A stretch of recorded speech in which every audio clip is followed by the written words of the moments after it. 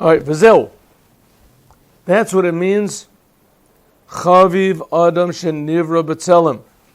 Man is dear because he was created in the image of God. Dekai, this refers on nefesh here. See? This refers al nefesh, on the soul, the kalalos min enushi, of all humanity. After that, what does it say here? Chiva yesera emodaslo. An extra dearness was made known to man, that he was created in the image of God. This refers to not the intellectual soul of all mankind, but the intellectual soul of the Jewish people. Because the intellectual soul of a Jewish people has an ability to perceive godliness. You see where we are? Chavivim Yisrael, the Jewish people are dear. Shenikraim, they are called Banim Lamakom, sons of God. Kai, this refers to Gufam Shel Yisrael, the Jewish body. Kamosh Katuv, like it says, B'nei Bechor Yisrael, my son, my firstborn Israel. According to Chassidut, the Jewish body is higher than the Jewish soul. You ever hear this before? Why is this? Eventually, we're going to see this in the raising of the dead. In the raising of the dead, all the bodies are actually going to come back.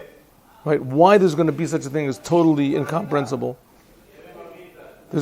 All the bodies. We're on the bottom of page 108. We did this yesterday. We're just going over it. The Jewish bodies will all come back. They'll be reassembled.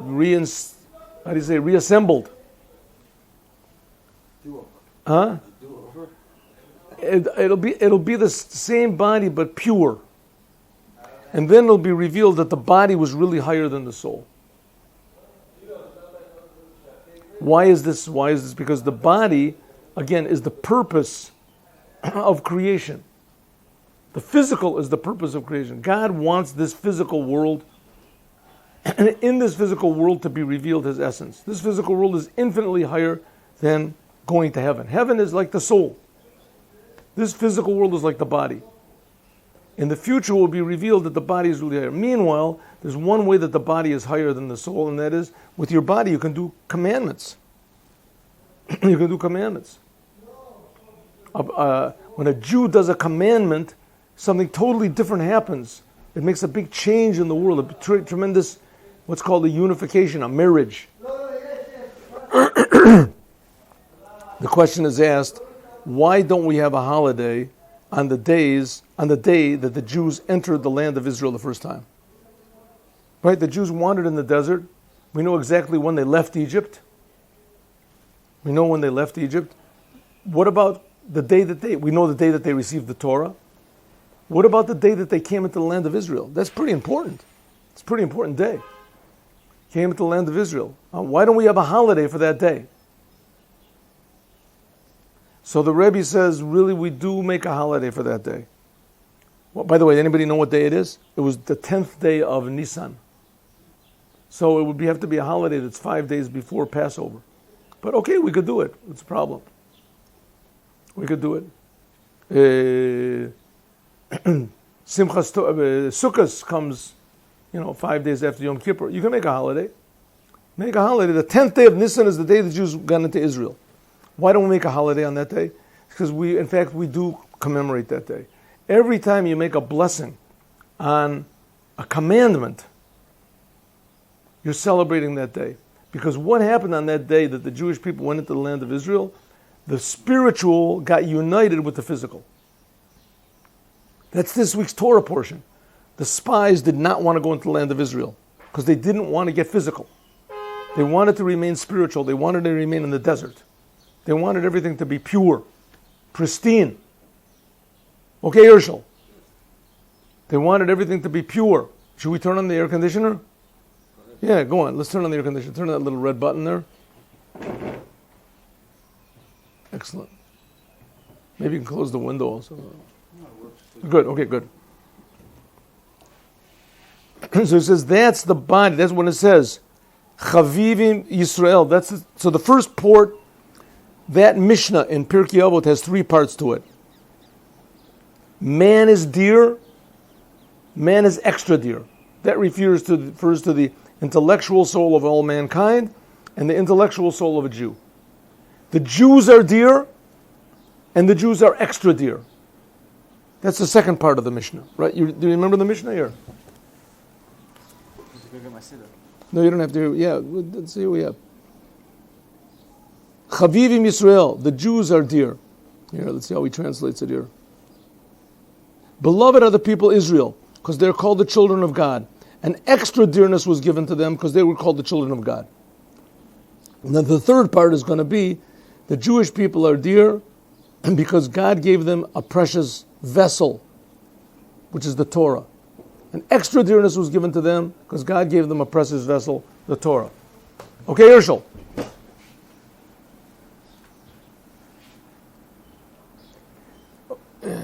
So here we have, number 1, the Jewish and human intellectual soul. That means man was created in the image of God. By the way, what is this intellectual soul? The intellectual soul is the seat of free will. Free will.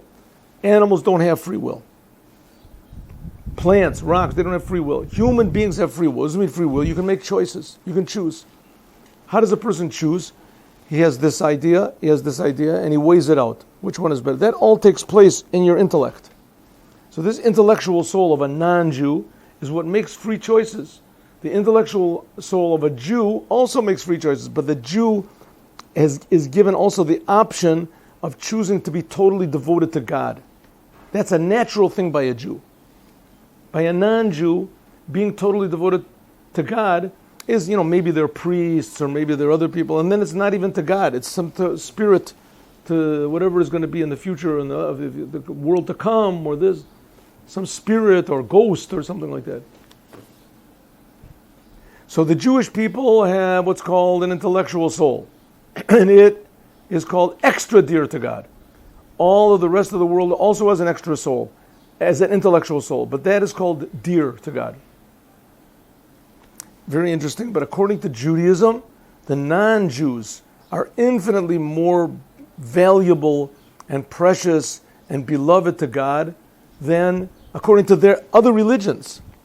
The other religions, they say, you do what we say, you go to heaven. You don't do what we say, too bad. I warned you, right? Judaism says every non-Jew is being created every single second by God. There's nothing better than that, right?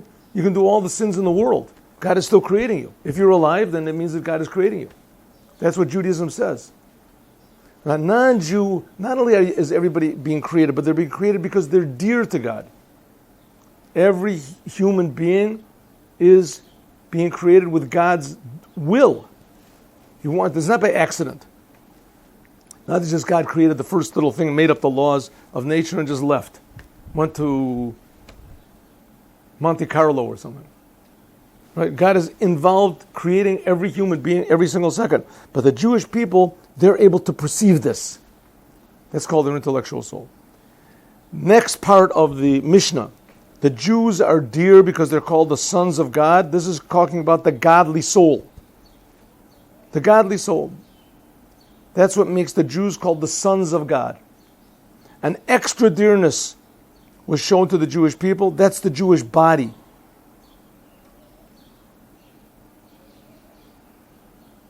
Chavivim Yisrael shenitan lehem kli chemda. The Jews are dear that God gave them this precious vessel. This refers to the revealed Torah. Mishnah, Halacha. Chiva Yesera nodas lehem. An extra dearness was made known to the Jews that He gave them a precious vessel. This is talking about the inside of the Torah, the secrets of the Torah. Zeu ki lekach tov natati lachem, shehu galya the Torah. I gave you a good bread. God said, I gave you good food. This good food is the revealed Torah. Torah ti al tazovu. My Torah. Don't leave it. Let me just show this to you. Here, see? Look. It says, I have given you a good teaching. Do not forsake my Torah. The good teaching is the revealed Torah, Mishnah. My teaching is the inside of the Torah. What does this mean, the inside of the Torah?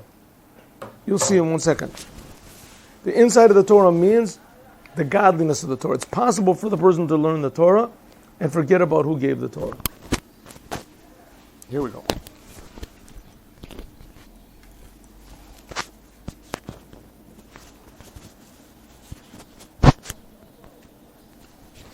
V'zeu, that's what it means. Ki, last word on the first word on the last line. Lekach tov natati lechem. I gave you a good food. This is the revealed Torah. Torah T, my Torah. Al tazovo. Do not abandon it. This is referred to the inner secrets of the Torah. The Torah is a very interesting thing. Okay, Herschel, you with me? The Torah is a very interesting thing. On one hand, God gave the Torah to all the Jewish people. Why doesn't this thing stand up? God gave the Torah to all the Jewish people. As soon as he did it, he got into trouble. Why? Because God, what is God? What is God? God is a spirit, spiritual power. Well, spiritual power, he gave a book. What type of a book is this? You read the book. It's a book like any other book. It's a book in the library. So if so, it sort of makes it seem that God is maybe not so great. If he gave a book, it's something like, William Shakespeare or someone. It's a book, a good book, an interesting book, a spiritual book. So that's what's called the external Torah. You can sit and learn the Torah and learn all the laws of the Torah, and it's very interesting. And the Torah is very, very complicated. If you learn the Talmud, beautiful for the ideas. Much more complicated than mathematics or crossword puzzles or things like that. Very tremendously complicated. And there's some people who are better and there's some people who are worse. And the people who are better, usually they feel superior. They can be big teachers. The people that are worse, they feel inferior. So what happens? A person can learn the Torah and totally forget about the giver of the Torah. You can forget that the Torah is being given by God right now to you. You can forget the godliness of the Torah. So that's what he says. Ukapirush Rabbeinu a Baal Shem Tov, like the Baal Shem Tov said, Ki lekach tov, which is the revealed Torah, Natati lechem, I gave it to you. Hine efshar she'aTorah, it could be that the Torah, tiheh shelachem, you might think the Torah belongs to you. I have given this, God said, I'm giving the Torah to you. You might think, okay, now it belongs to me. Shenase yesh v'metziut, that it makes a person egotistical. A person learns the Torah and he becomes egotistical. He thinks, I'm superior, I understand. This is the wisdom of the Jewish people. Al yedei svorot v'chidushim shemechadesh, by means of these new ideas and fresh, interesting concepts that a person gets from learning the Torah, v'shochech, and he forgets shu Torah Hashem. A person can learn the Torah, and the Torah is supposed to make you more humble. The Torah is supposed to make you more happy. The Torah is supposed to make you more, calm, friendly. A person can forget that it's the Torah of God. The Torah makes him more egotistical. It makes him angry, makes him haughty. V'gam keshalomid Torah. And even when a person learns the Torah, mechadish bo chidushim, and he can make all sorts of interesting connections. Hine im eno mamin b'hashgacha elyon, if he does not believe that this world, every detail in the world is being controlled by the same God who gave the Torah. That's called hashgacha elyona. Every detail of the world is being controlled and observed by the creator of the universe. Beprati, in every detail. V'shul u'makshen, a person can learn the Torah and he can ask questions. What's the questions? Madua derech rishoyim tzalacha. Why is it that the way of the evil people succeed? Hine haTorah hi shalo. The person feels the Torah belongs to me. V'lo hu shel Torah, and not I belong to the Torah.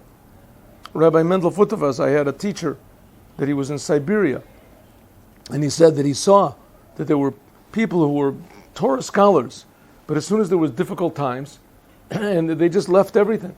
They just left. They had a question, right? There were people that went through the whole Holocaust, right? And they still believed in God, and they still did the Torah, and they did the mitzvahs, right? How can that possibly be? It doesn't make any sense. I mean, after they saw how they suffered because they were Jews, how could they do it? So they said, listen, I don't run the world. I didn't create the world. I don't understand what's going on. I believe in God. I believe God is good. Somehow or other, this is for the good. I don't understand. Right? The Rebbe gives the example, like you see somebody getting their tooth pulled, and you never saw such a thing in your life. So you think this man is evil. He's a thief. He's stealing this man's teeth.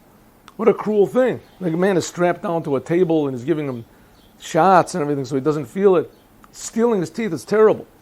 So of course it would be better not to have your teeth pulled. But if a person has something wrong with his teeth, so it has to be pulled. I mean, I'm not giving the example that the people that were, that we can in any way understand the Holocaust. But what I am saying is that you can't understand it the other way either, right? You can't understand how this could possibly be good. But on the other hand, don't think that you understand that it's bad. Right? Don't think you understand what happened. It was a godly thing. A person can learn the Torah, and as soon as he thinks that the Torah is one thing and the world is another thing and I'm another thing, then the Torah is Zayner. He thinks the Torah belongs to me. Unit er is their Torahs, and not he belongs to the Torah. The Torah does not make him smaller or more humble. The Torah makes him bigger and more egotistical. As soon as that happens and things don't fit along with his ego plans, then he gets angry, he gets depressed, he gets confused, he falls into desires. He forgets about God. But if a person learns the inside of the Torah, Shezeu Torah T, this is my Torah, and he works at serving God with his heart. When he prays, he thinks about the words that he's saying, and he tries to understand the greatness, the infiniteness, the closeness, the goodness, the infinite love that God loves us. God is creating us. He's providing for us. When you think about that, al pi panim et Torah, according to the ideas of the inside of the Torah, as Yodea, then he knows that the Torah is not mine. The Torah is always God's. It's the wisdom of Hashem. Er is the Torah's, then he belongs to the Torah. V'zehu ki lekach tov natati lechem. I have given you good bread, the Torah. I have given you a good meal. De'im yot asher Torah nitna lechem. Even though it's true that the Torah was given to us, the lamda, to learn it and to understand it, ula hasbira, and to explain it. B'seichel anushi, in human intelligence. Right? The ideas of the Torah are supposed to be understood in a human, normal way that you can compare one idea to the other and bring contradictions and try to bring answers to those contradictions and apparent things that are not understood. The kachi mitzvahs Talmud Torah. This is the commandment of learning the Torah. You have to understand the Torah b'kol pratei v'inyaneh, in all of its details, b'hasbar sichlis, in intellect. You have, the Torah is given to use with your human, natural intelligence. Aval imzeh, but nevertheless, muchrach hadavar, it is necessary, asher Torati, that you also learn my Torah. You don't forget that these words that you're learning about a lulav and an etrog, or you're learning about a cow, one person exchanges a cow for a donkey, that these are the words of God. She penimit the Torah al tazovu. Don't leave it. Take a short break.